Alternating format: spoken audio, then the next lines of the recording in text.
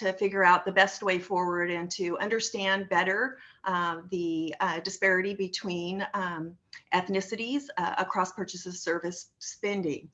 This year, I am really happy that we have an opportunity to look at this data in a new way, with an intentional opportunity to hire a former staff who was a DC liaison. His name is Elijah Jenkins, and he's worked for our regional center for a number of years. He understands our mission, he understands our clients, and he now understands the data better than we have for many, many years. Over the last couple of years, he's worked to get his master's degree in data science. And with that, we have reassigned him to our IT department under a system operator, data scientist. And he's taken a good hard look at the data, like I said, in a way different than we have been able to in previous years. And he has taken the lion's share of this evening to share with you the way that he's looked at the data in a way that I hope that is meaningful to all of you. Tonight is our first meeting. We have the opportunity to come back together, and I hope that many and all of you will come back next Monday at 2 o'clock in the afternoon to talk about the data that is going to be displayed tonight. We hope that the time in between now and next Monday will allow people opportunities to sit with it and come up with some questions to start a conversation for next week. We also hope that we'll get some really meaningful input, as we have in previous years, that we can consider in implementing in initiatives over this next year. And so with that, I would like to give the floor to Elijah. He'll be sharing it with Michelle Johnson, Jennifer Bloom, who are both directors of client service. They're doing a portion of the presentation tonight, in addition to Herman Kothi, who has done this presentation over the last several years and has done a remarkable job, and we thank him for that. So with that, I will kick it over to you, Elijah. And thank you very much for being here. Hi, folks. My name is Elijah Jenkins. I am the Alta California Regional Center Systems Operator and Data Scientist, and I was charged with doing the bulk of our POS disparity research this year for this presentation. Thank you, Lori, for the opportunity to do this research, and I hope to provide some interesting insights. So if you'll give me a moment, I will turn off my camera and share my screen so we can begin to review the data. All right. Is that displaying? Good. Okay. So this is the beginning of the comprehensive review of the POS, or purchase of service data, that includes a review of the data, an interview with our 1 to 40 case holders specific to ethnic subgroups and linguistic subgroups, and a review of public data sets and current research regarding service delivery in the public sector specific to group equity. So let's start with what we're relatively familiar with. The top chart indicates the ethnic subgroups as determined by the state of California. So each of the numbers on the center column are the percentage of those subgroups as represented by our client population. The right column is our percent of spending, meaning the amount that we spend annually in our purchase of service budgets as it correlates or aligns with those subgroups. And then the bottom graph is a measure of the statistical disparity between the two columns. In other words, the bottom graph represents the difference between the size of the group and the amount of money spent on the services through the POS budget for that group as measured in percentage points. This is an examination specifically of an equity or disparity of outcome, meaning the thing that we bought at the end for the client. So how do we attempt to measure inequity and opportunity, or get to the beginning of this problem? So again, The top chart includes the measure of the percentage size of each ethnic subgroup, but now it is compared with the percentage by count of each purchase of service written. Meaning, this graph counts each single POS, regardless of whether the POS is for a care home that costs $4,000 a month or a care home that costs $40,000 a month. Now, if we look at the graph beneath this, we can see that while there is a shrinking in the inequity, it does not disappear. So let's continue by taking a closer look at these measurements. This is the same as the bottom graph in the previous slide and represents what we're using as a measure of engagement, meaning the count or percentage of POS is written or purchases of service written compared to the percentage of the client population. This is the same measure of inequity by POS count, but zoomed into a single percentage point. What's important to note is that there are additional indicators in this graph. So the yellow area represents the standard deviation of these numbers. Now, standard deviation is a fancy way of saying the measurement of how spread out the data is. So why is standard deviation really important? Say, for instance, that you drive to work every day. Usually when you drive to work, it takes you 10 minutes to get to work. Some days it takes you 8 minutes to get to work, and other days it takes you 12. You don't necessarily worry about this variation, 8 minutes, 10 minutes, 12 minutes, they're relatively close together. But if one day you start to drive to work and it takes you an hour, and then the next day it takes you an hour and a half, you might start thinking that you need to find a new way to drive to work. What's happening is that your instincts are noticing that your drive to work time is now outside the standard deviation, and you need to take a close look at it. The same is true of our disparity in POS count. While it is markedly more equitable, there are ethnic subgroup POS counts that are outside the yellow area or outside standard deviation, meaning we need to take a closer look. So let's take a closer look at the data by service delivery and ask, why is this happening? Let's start by looking at services. So some services are more frequently used than others.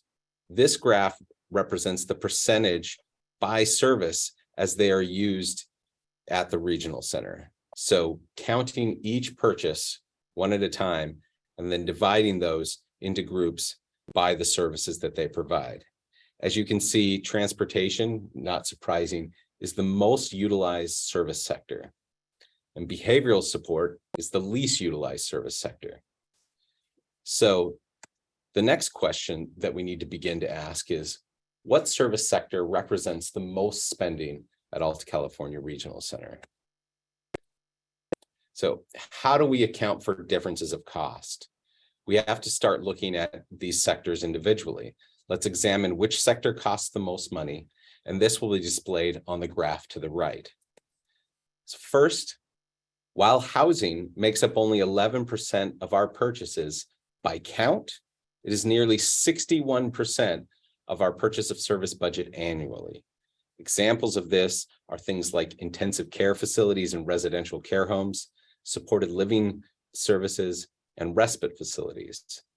These services come with high costs because of the high cost of staffing and typically also the high cost of purchasing or leasing a physical home or building. Next, we have day programs. Day programs make up 7% of all the POSs written, but 15.96% of our overall budget. This includes work programs, community integration programs, and activity centers. Again, these costs are accounted for largely by the market cost of staffing and the cost of securing a physical property, but also frequency. Like care homes, day programs tend to be nearly daily purchases. Then we have family home support. Family home support is 18% of our purchases of service, but only 11.4% of our budget. Why is this? As we will see in the following slides, family home support is utilized by nearly all the ethnic subgroups, but it costs less because the service typically does not involve the cost of a building. These services are provided largely within the family home. They include things like family training, parenting, support, and in-home respite. And lastly, we have behavioral support, which is 3% of our POSs and 5.16% of our overall spending. This includes ABA services, in-home consultation, but does not include behavior support for care homes. Behavioral support is a small portion of our POSs, but involves high cost of licensed professionals, typically assisting in critical planning and intervention services. This time, Herman has a brief interjection as well. So we just wanted to point out some of the change in the landscape around funding responsibility related to behavioral support. And those would be your ABA-based, evidence-based, applied behavioral analysis interventions. Regional centers used to be a primary funding source for those until SB 964 required private insurance recognize autism services as a medical requirement, a medical necessity. With the shift to private insurance picking up funding for that, the amount of regional center purchases diminished significantly. That later expanded to include Medi-Cal responsibility for coverage and then coverage for diagnoses outside of autism, inclusive of other qualifying conditions for regional center services. So again, where regional centers used to be a primary funding source for this service category, it's shifted. And where regional centers do find themselves providing support would be for deductibles, co-insurance, co-payments, if Medi-Cal is not a secondary insurance, or if families are without insurance altogether, private insurance or Medi-Cal. And in later slides, when you look at the demographic breakdown of who's utilizing this resource, it is fairly evenly dispersed, but it is something that has significantly changed over the course of the last few years. All right. Thank you, Herman.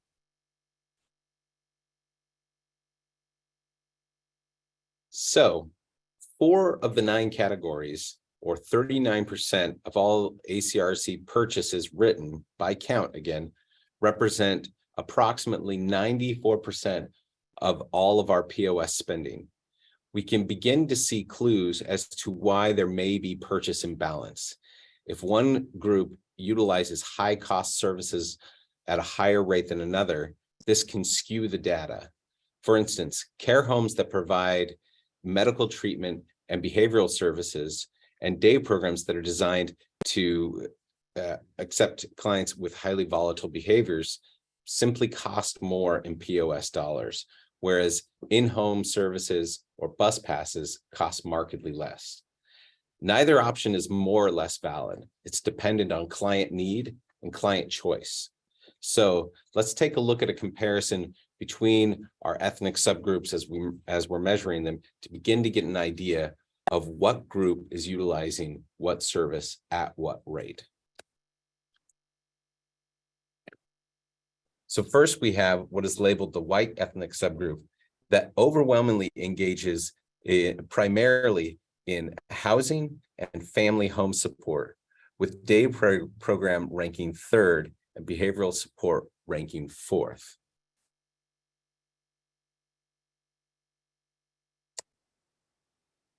Next, we have, well, by contrast, I should say, our Hispanic ethnic subgroup engages with family home support overwhelmingly, with housing markedly behind at only 6%, and then day program in 3rd at 5% of utilization, and behavioral support at 2%.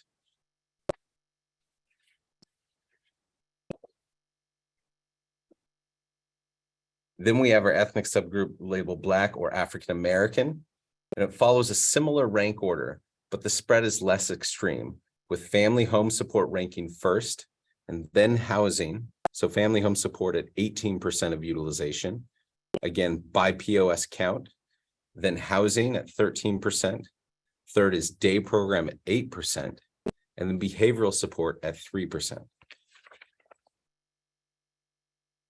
And finally, we have our ethnic subgroup labeled Asian. They have the second most marked difference, with the family home support being utilized at 22%.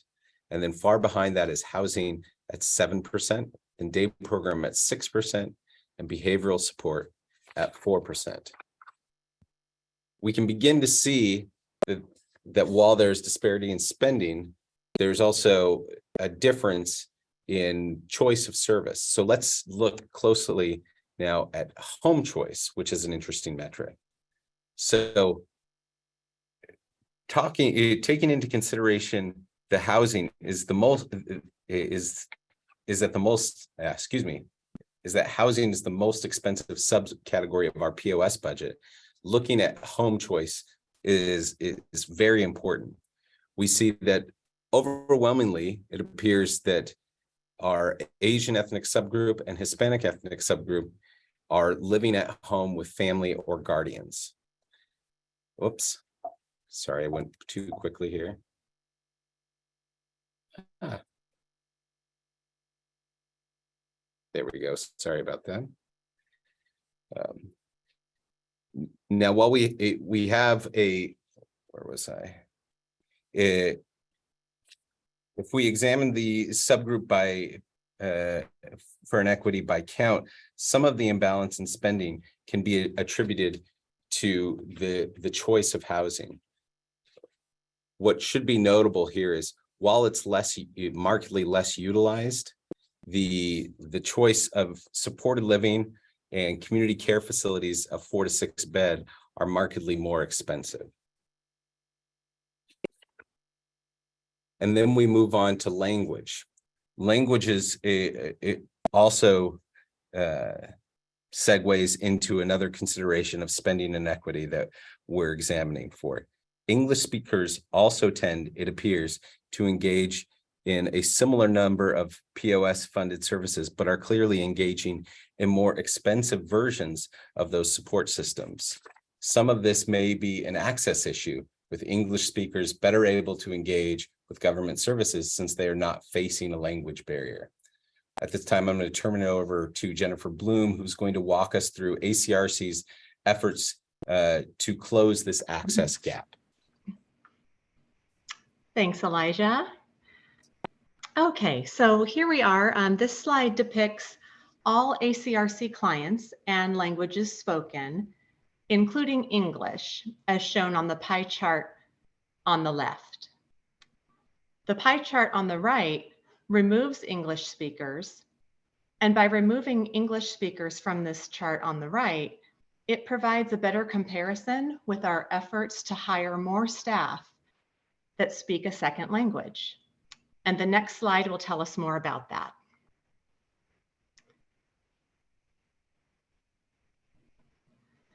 So much like the state of California, ACRC's clients, families, and employees are diverse. We recognize the critical importance of bridging gaps in service access across our agency. This means ensuring that our employees offer a wide array of languages spoken, and that we have employees who understand the cultural diversity of clients served. This slide depicts the number and percentage of ACRC staff who are fluent in a second language. ACRC is proud to note that we currently have 97 staff who are fluent in a second language. In fact, 16% of our staff are bilingual, who meet the needs of 11% of our clients who are also bilingual. This slide represents the same data, just depicted in the way that the state of California Department of Developmental Services references data with respect to language. We group the data in the same way that the DDS does for purposes of statistical simplicity. It's important for us to note and to acknowledge that the DDS is making a strong push, and there is support to more accurately communicate and share data in each category. So for example, Asian language encompasses a wide array of languages, and other, in terms of language, does not tell us about the languages that are spoken specifically. So this work is all part of language access and equity. Next slide, please. As stated before, ACRC's clients, families, and employees are diverse. And this slide represents the ethnic demographics of ACRC staff on the left as compared to that of our clients served on the right-hand side. Again, we group the data the same way that the DDS does for the purposes of statistical simplicity. Other, the category other, does not fully depict the ethnic demographics of staff and clients. Next slide, please. So in fall of 2022, ACRC was awarded an American Rescue Plan Act Part C pilot project. So this project is specific to the children and families of Early Start, who are ages birth to 3. The purpose of our pilot project is to develop culturally and linguistically sensitive services and to enhance service provider capacity. We want to take this moment to thank all of you, our community members, who helped us inspire this initiative. Specifically, we want to share that we heard you in sharing that families who live in remote and underserved areas need better and more frequent access to services. Families need the option to receive services during non-traditional working hours and need services delivered in their native language.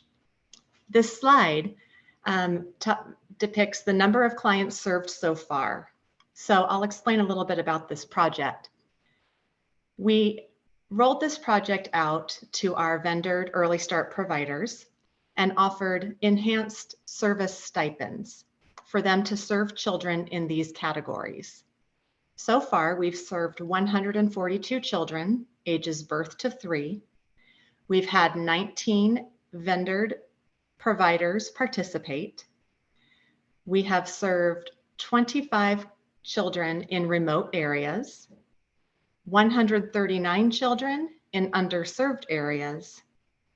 We've served 121 children outside of typical working hours and served 130 children in a language other than English.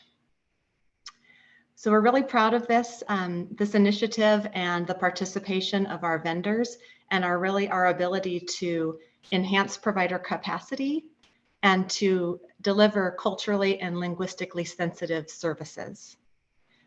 The little box on the bottom where it says Cultural and Linguistic Diverse Staff Stipend refers to a stipend that we have been able to offer our vendors to hire employees who speak a language other than English.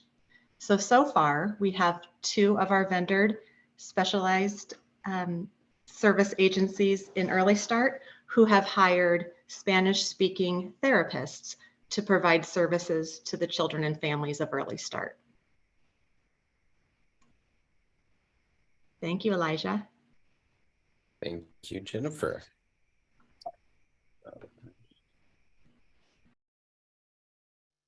Additionally, a good measure of accurate representation is to compare ACRC's population with that of the public.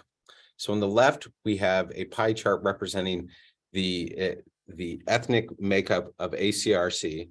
And then on the right, we have a chart representing the linguistic makeup of ACRC. Again, the groups are a little bit different now, instead of matching state data to match public access data. This is now contrasted against the population, for example, of Sacramento County. Now, ACRC represents that there is a disparity, or recognizes that there's a disparity in representation. For instance, we have fewer Hispanic clients than is represented in Sacramento County, as well as fewer Asian clients, and a slight excess of white clients. In keeping with this recognition, Michelle Johnson and Herman Kofi will review the budgeting measures and community-based organization partnerships we're utilizing to address these imbalances. Thank you, Elijah. So Service Access and Equity Grant. What is it, you might ask? It is an $11 million annual pot of money awarded to regional centers and community-based organizations to implement strategies to reduce purchase of service disparities and increase access to services. This slide depicts by fiscal year the amount of money that has been awarded to regional centers and community-based organizations. The far right column depicts by fiscal year the amount of money that has been awarded to ACRC. You will also notice in fiscal year 16-17 that money was only awarded to regional centers. Every year after that, it has been awarded to regional centers and community-based organizations. In 2001 to 2002, you will notice that there is a zero, and that's because ACRC put forward a proposal, then learned it was very similar to the ARPA pilot, ARPA Part C pilot that Jennifer Bloom just described. So we withdrew that, not to duplicate it. Also important for you to know that many of these projects are multi-year grants, meaning the planned activities occur over many years. Why is this important? Just over $88 million has been spent. 68% of funds have been awarded to community-based organizations and 32% awarded to regional centers. And just 1% has been awarded to Alta California Regional Center. Service access and equity grants are shared, and together we are working together to make progress and move the needle toward increasing service access. DDS has also contracted with Georgetown University to assess the effectiveness of service access and equity grants, and we are looking forward to their findings and recommendations that are expected to be released in a couple of weeks.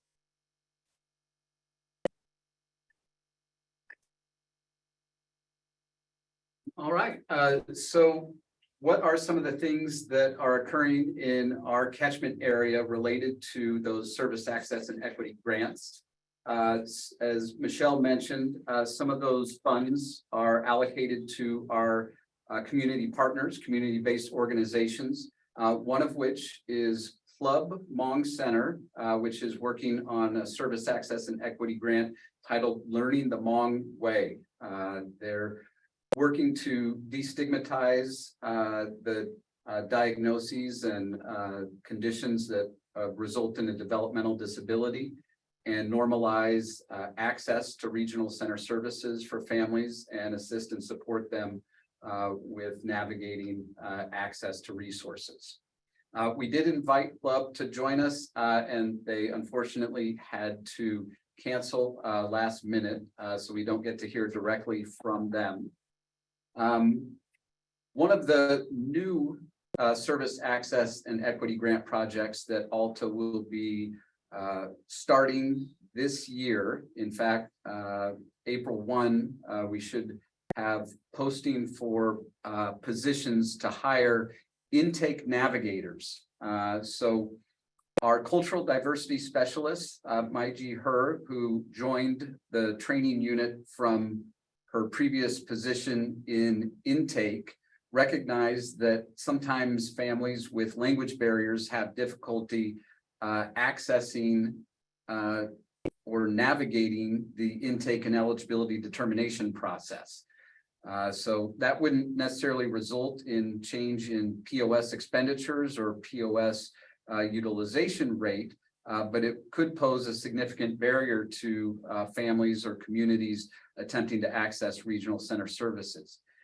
With that idea and that recognition, Alta decided that we would mirror what we had done with previous grant projects in service navigation.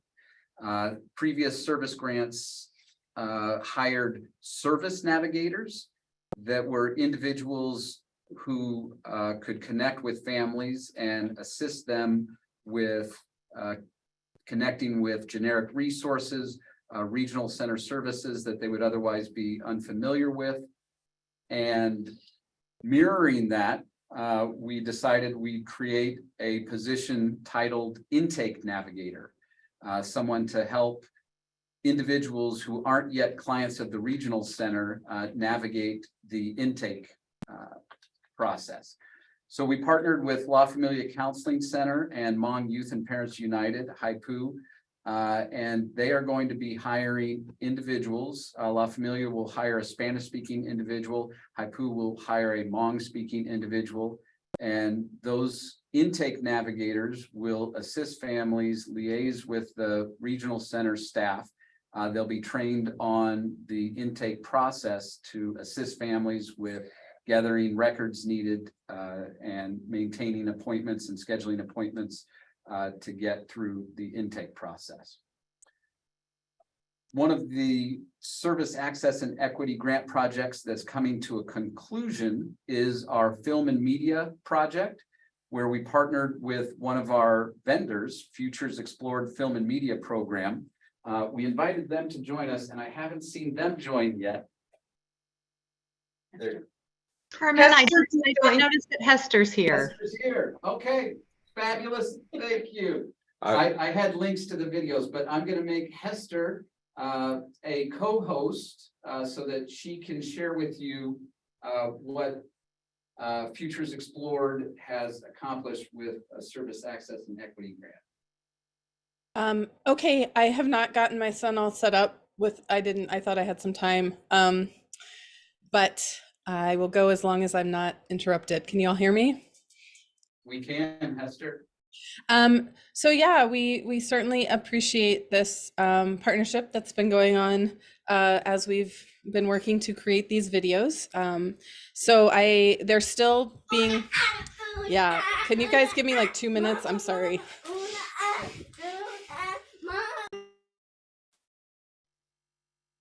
Yeah, so I can play it up what Hester will be able to share with us. So what we decided was, and again, what we'd heard from the community was that knowledge of resources was a potential barrier to accessing resources. People don't know what they don't know. And even if we have a brochure, a guide, a description, a written explanation translated to individuals' native preferred language, it's difficult to put on paper a description that explains to families what the benefit of a service might offer. Even if a service coordinator takes the time to encourage, explain, promote, normalize, and support access to a service, if there's reluctance or hesitancy because a service is unfamiliar, unknown to a family, it's a difficult barrier to overcome. The thought was that if we could get individuals who were representative and reflective of the communities that were not using the services to the same extent as counterparts, and have them share their stories, in essence, the benefit of the service, maybe what they went through with the decision process as to whether or not to access a service or not. And we could capture that on video. We could make that available to individuals of communities who weren't accessing services, who had questions about what respite looked like. You can explain it to me, but if I can't see it, I don't know if I want to access that service. So we chose 3 different populations, our African-American community, our Hmong-speaking community, and our Spanish-speaking community. And we wanted to develop videos highlighting 8 different services, some commonly used and accessed resources from the regional center. And we asked clients to come forward, clients and families, and share their stories about how each of those services made a difference in their life, how it improved and made things easier for them, with the hope that that's something that can be replicated and live in perpetuity. So they can be carried out to any IPP meeting. They'll be posted on our website. They can be shared on our social media platforms. And Hester's program, which actually employs regional center clients to work in the field of film, media, and editing, were the program responsible for capturing that video content for us. So I'll turn it over to Hester now, and hopefully she can share some examples of some of those videos. Yes, so I've got a few queued up. They are not complete quite yet.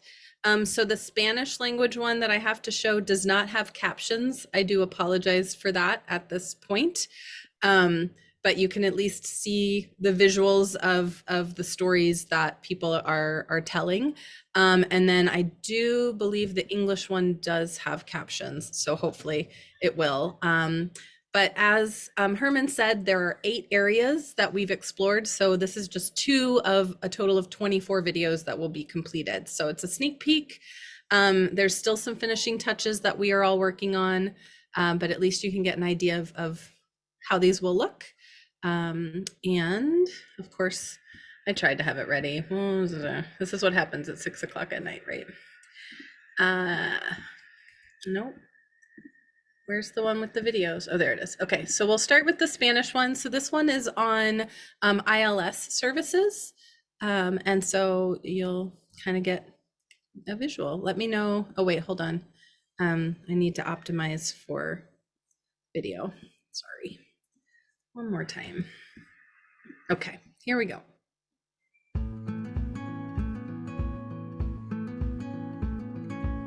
Servicios para vivir independientemente, ILS, normalmente son para ayudar a las personas o los clientes de alta para poder vivir independientemente después de que sus papás a lo mejor no estén con ellos o cuando ya no hay nadie para poder estar con ellos. En esto normalmente les ayudan con cómo manejar su dinero, cómo poder buscar por diferentes lugares para convivir o para vivir, para ir a compras, para comprar comida, para comprar necesidades que ellos necesitan para ellos mismos y cosas así. Cada persona es diferente. El acceso es como, dependiendo la persona, cómo ellos quieren comunicarse, cómo ellos quieren tener acceso al servicio de la ILS. Puede ser por videollamada, puede ser por teléfono, puede ser en persona, puede ser en la casa o en la comunidad. Cuando mandamos el paquete de referencia que tiene toda su información, ahí puede decir un poquito más o menos lo que necesita el cliente. Entonces la persona que va a hacer el acceso al cliente, ellos van a tener eso en mente, pero también quieren ver qué es lo que necesita el cliente. Es por mes. Cada mes, el mínimo son 15 horas, al máximo son 35 horas. Y como les digo, es la necesidad de la persona. Y ellos tienen acceso a sus servicios dependiendo como un día por semana, 2 días por semana, depende de los horarios, el schedule de las personas. Ellos son buenas personas, ayudan mucho, me ayudan mucho. A mí me recomendó aquí su maestra de él cuando se graduó de la high school. Fue cuando los habilitaron, cuando tenía 18 años. Nos han ayudado mucho. Sí, cuando necesitamos algo que él necesita, yo hablo con la persona que habla. Pues la meta al fin de día es que los clientes puedan estar viviendo solos en el futuro. Entonces, si vemos nosotros que a lo mejor sí va a poder en el futuro nuestro cliente vivir solo y tener su propio apartamento, entonces es algo que deberían tener para ellos poder completar esa meta. Pues hablo mucho con él, le digo que tiene que fijarse, tiene que salir adelante solo, porque cuando yo me vaya, como él depende de mí, tiene que saber sobrevivir, salir adelante. ¿Qué más quieres en el futuro? Tener una familia, un apartamento, casa. Mi hermano Miguel Calix me preguntaron, pero muy regañón, me grita mucho. "Ah, no, no, no". Es menor que yo, pero siento que él es mayor.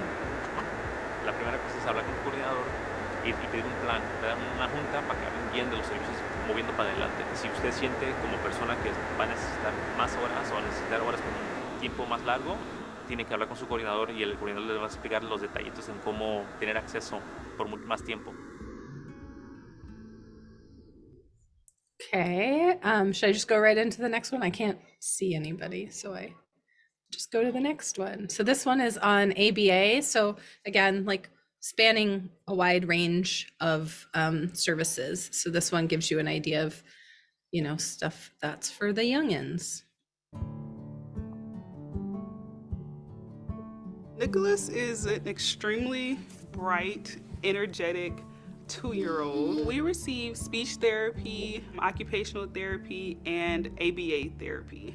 It's an amazing, intensive therapy for kids with autism. We get it every single day. So a therapist comes to our home and works with Nicholas one-on-one. And they work on things based on what was determined with his goals. It would be for our clients who have different behaviors in a classroom setting, at home setting. They may even need help and assistance with learning. So if they are at a school setting and their behaviors are causing them enough distraction where they aren't able to learn, that's usually where ABA steps in, because then we'll teach them at a slower rate and then with those positive and negative reinforcements. So for him, they're working a lot on being seated at tables, being able to follow one-step directions, and his fine motor skills, and also just being able to really respond to commands, because that's a big goal for his safety since he likes to run off a lot. So those are the big goals for him in ABA therapy right now. It involves, one, him following the direction of being seated at a table, and then they usually will present some items in front of him and they'll ask him to hand them to him. So they'll say, "Nicholas, give me the happy face." And so he'll have to pick it out and hand it to them. For that, he'll get a reward. So ABA therapy is very much based in rewards. First, it's building that rapport. Building the rapport is always the number one, because then that allows families to kind of open up a little bit more. When I work with ABA, that first initial meeting, I'm building a rapport with the client as well as the families, but I'm also still kind of implementing what I'm trying to teach to the student as well. So then they're able to see okay, they kind of get a gist of everything. So for ABA services, we're very happy. The company that we're working with is amazing. They're not stifling his creativity in any way. He's a 2-year-old. They let him play. He gets adequate breaks. It's not like he's sitting at a table all day just following commands. And they still let him do all the funny, quirky things that he likes to do. So it's helped a lot too when we go outside, with him being able to respond to his name a little bit. He's still not all the way there, but even 1 out of 10 times is better than 0 out of 10 times. It's changed our life tremendously because he's tuned in, he's engaged in what the person is saying to him, whereas before it was he was in a different world almost. So getting his attention and sharing that joint attention with him is a really big step to getting him to actually follow instructions.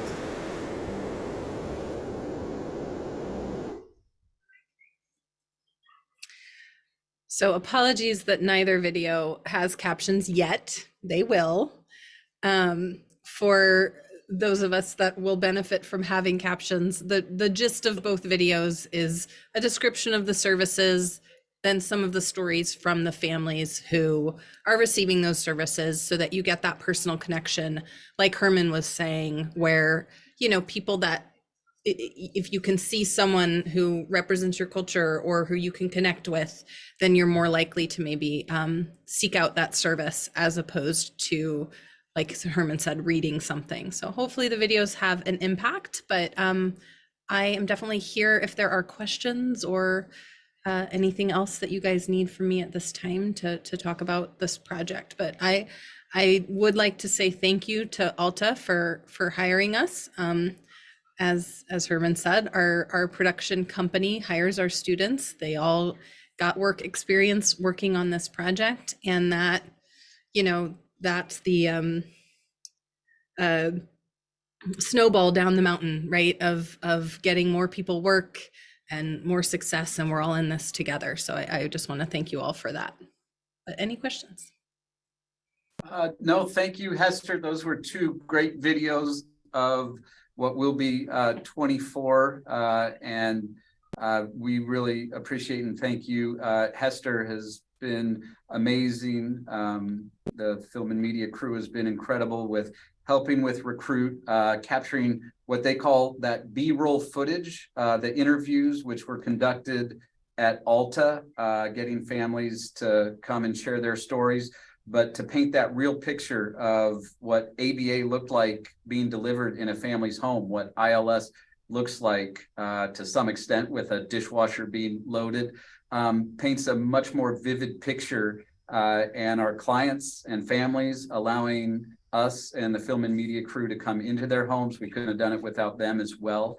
They were incentivized with a little monetary stipend for their time and effort, but it was really, I believe, their intent to share their stories with others for the benefit of those that might be fearful or hesitant to access a service that's new to them. So thank you, Hester, and we thank the families that allowed us to share their stories. Absolutely. Thank you, Herman. Thank you, Herman and Hester, and we will go over some concluding slides. So let's talk about some solutions. So we saw the difference between disparity by POS count and disparity by POS spending, but all this is just lip service unless we start talking about solutions, some of which we saw the beginnings of with the outline of our different efforts and our partnerships with CBOs. So first, outcomes versus features. How do we ensure that we are empowering choice? Well, we saw some of it in the videos we just watched. We focus more on engagement, focus on after hours, engagement with our 1 to 40 caseload holders, and developing rich and nuanced partnerships with our community-based organizations. We're going to really emphasize open access to cultural and language specific specialists. So increasing our staff capability is already a focus, and it's going to continue to be a focus to meet the needs of our disparate communities. That segues nicely into access and system fluency. So how do we provide equal access to all disparate groups? Well, we saw some of that as well already. So increase outreach, and part of that is continuing to increase that outreach to communities that are underserved by both metrics, by both POS count and POS spending, letting groups, families, individuals know what their options are so we can ensure that they're able to make a well-informed choice, and target outreach to build system fluency. So making sure, like we do now and that we'll continue to do, making sure that we focus on partnerships that reach out to those communities in the places and in the ways that make the most sense specific to those communities. And then lastly, purchase power versus personal choice. Can we account for the differences in service costs? Well, some of this is market driven, as we saw. The cost of staff and the cost of physical buildings is something that we can't control, but what we can control is making sure that we get robust input from our underserved communities and start to build that feedback from the community into our development plans.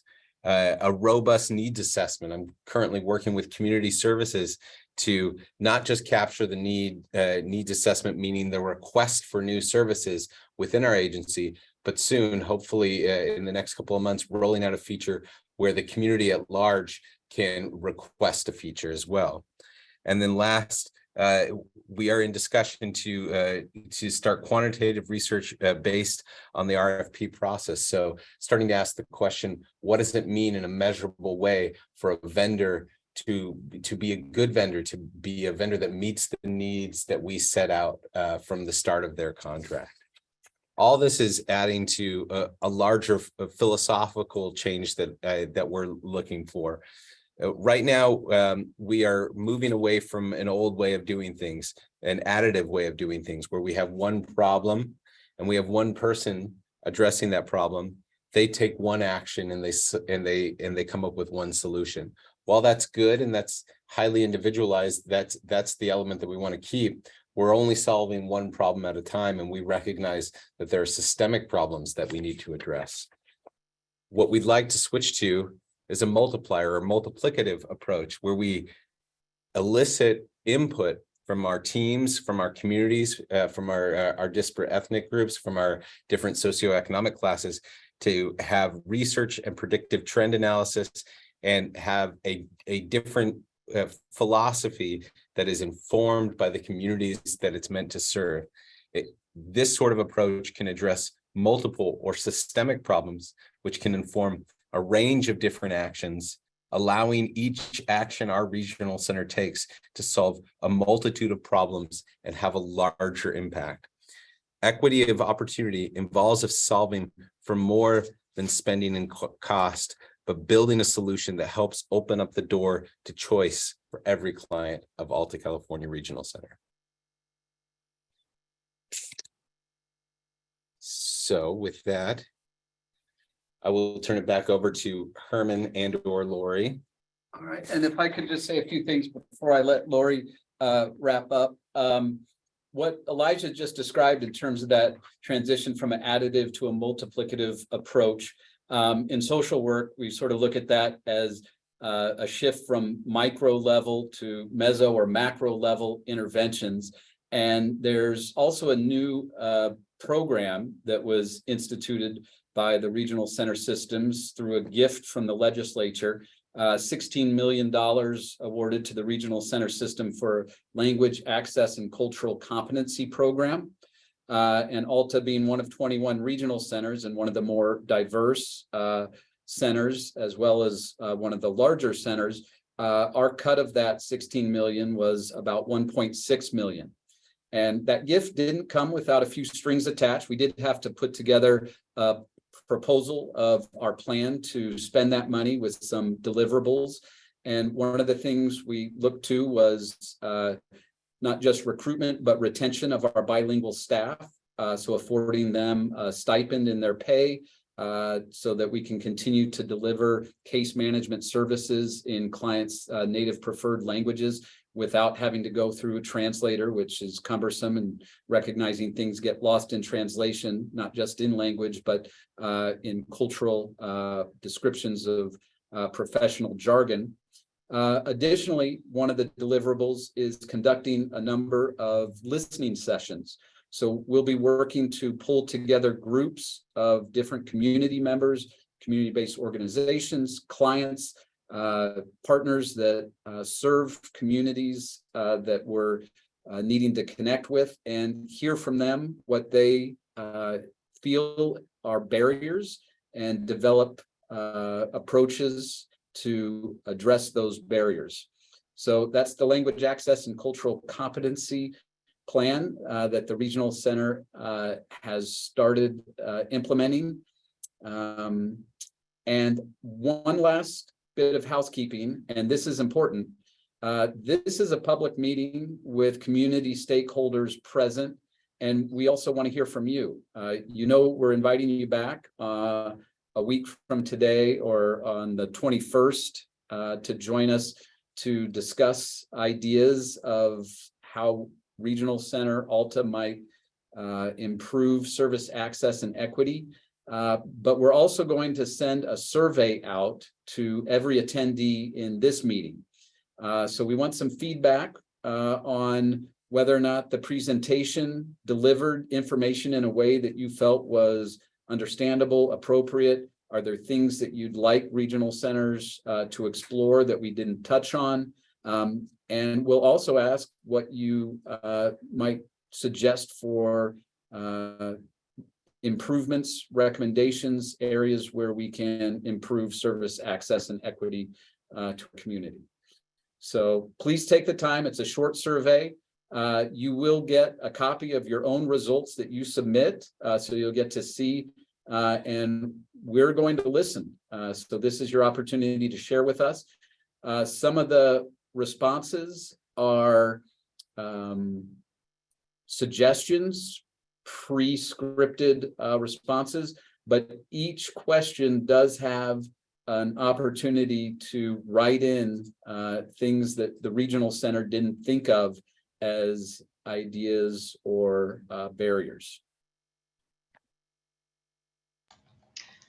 Thank you, Herman. I wanted to also just correct, you said the 21st we'd come back. So today is the 21st and we're here.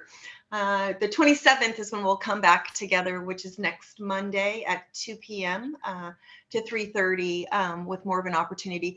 Today we had to take some additional security measures because as I was explaining to a few people before everybody was entered in from the waiting room, we survived COVID in the pandemic virtually unscathed without having any Zoom bombers until last week.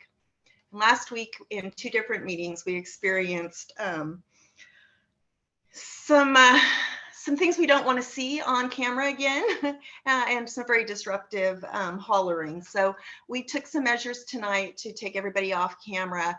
We apologize for the interaction not being as intimate as it typically is, but that is the reason why.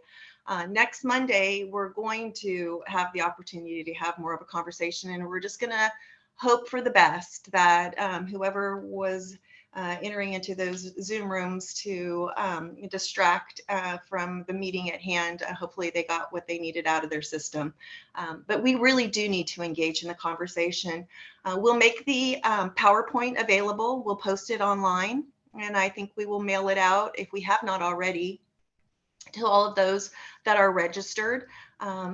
Please take this opportunity between meetings to look at it in greater detail. I've spent a lot of time looking at it. It's not stuff that just jumps off the table at you and is easy to synthesize and understand.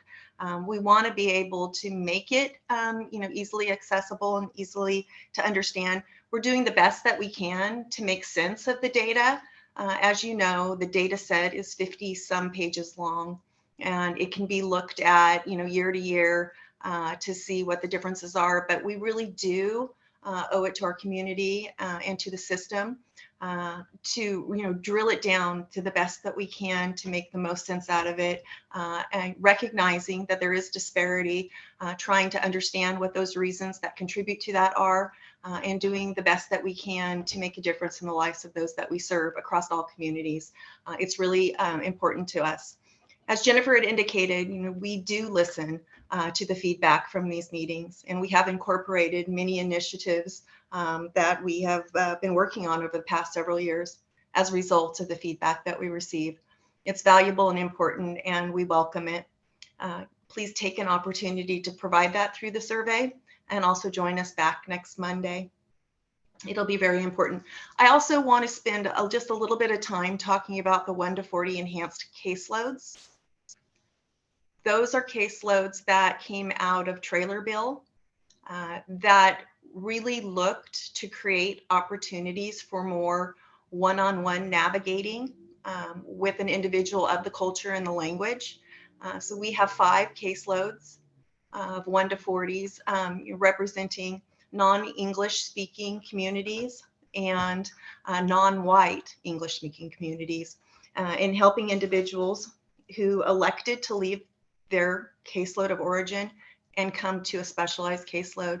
The intention is to provide that navigation across generic resources and accessing those, as well as to understanding access to the funding of the regional center system.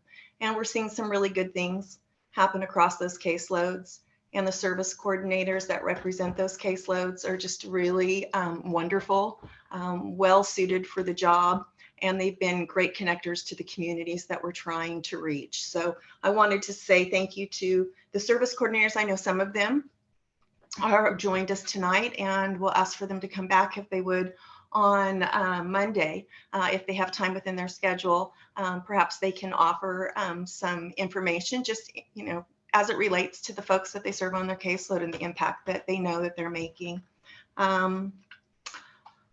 I think that that's all that we've got. I know that we did not make it to 7, and I know that tonight we probably won't have that opportunity to do the engagement and conversation, but I do thank everybody for joining, and I do hope that you'll come back We will do a summary, a quick summary of what we did tonight for anybody who is just newly joining. We'll provide them also the information that we have given out tonight in the form of PowerPoint. And then, of course, folks that want to have individual conversations, we will certainly do the best we can to support them.